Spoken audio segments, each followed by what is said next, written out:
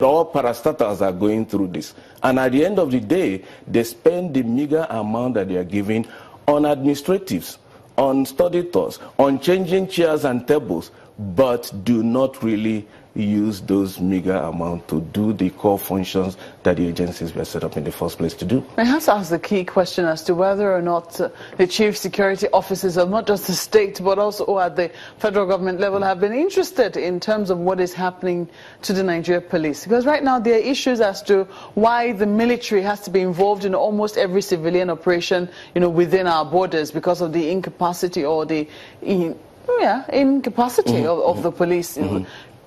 Shouldn't we have been asking these questions way before now? That, in my view, is the key and fundamental question.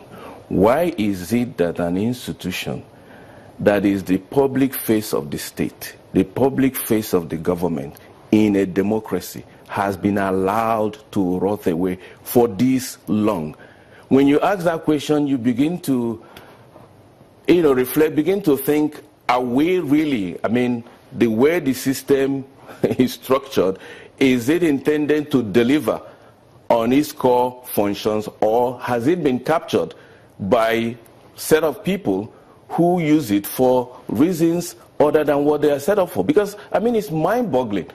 A few years ago, channels shot this video in the police college, Ikeja. I actually watched it this morning before I came and looked at how police officers in training were living. It was beneath prison condition. And going through that process on graduation, unleashed on the street, and you would think they will treat the people any different from the experiences that they got. The saying that you don't give what you don't have comes in here. So it's a fundamental question, and it's not restricted to the police alone. The whole system is in crisis. Very, very big issues. Now, you were saying that, yes, much as that is a challenge, you still think that there can be adjustments to this reform bill, or you don't quite think that it would work in the manner in which it has been presented. What would you suggest? What are the fundamental changes that, if you were to, put forward your presentations, quite a number of people, we understand, agreed with the bill yesterday with maybe minor adjustments here and there, but it would seem that fundamentally you think that the bill might be flawed. Am I getting you correctly?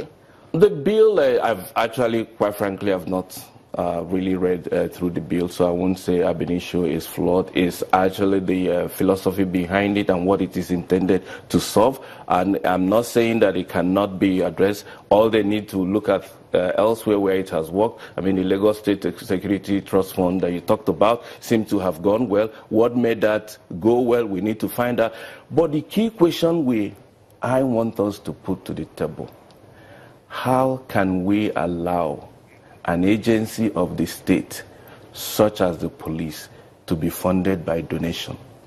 Why should we run a police by donation, policing by donation? Right now, when you talk about police reform, it's just projects being funded by different donor agencies. But there's the argument as to, because it's interesting that this is coming at a time when we're also talking restructuring, devolution of powers, however it is you want to couch it, where people believe that state governments should own their own policing system. And we've seen how state governments have been a huge factor in terms of funding the police, as it were. So do you think that this conversation happening alongside, the structure of the police, because a lot of Nigerians feel indifferent about the police, you don't really own the police, as it were. Do you think that this perhaps might be able to wake up that ownership factor, amongst Nigerians, or the ownership feeling among Nigerians for the Nigerian police force? Yeah, I was involved in a civil society panel on police reform in 2012, where one of the recommendations was to revisit the whole state police agenda, that it might provide some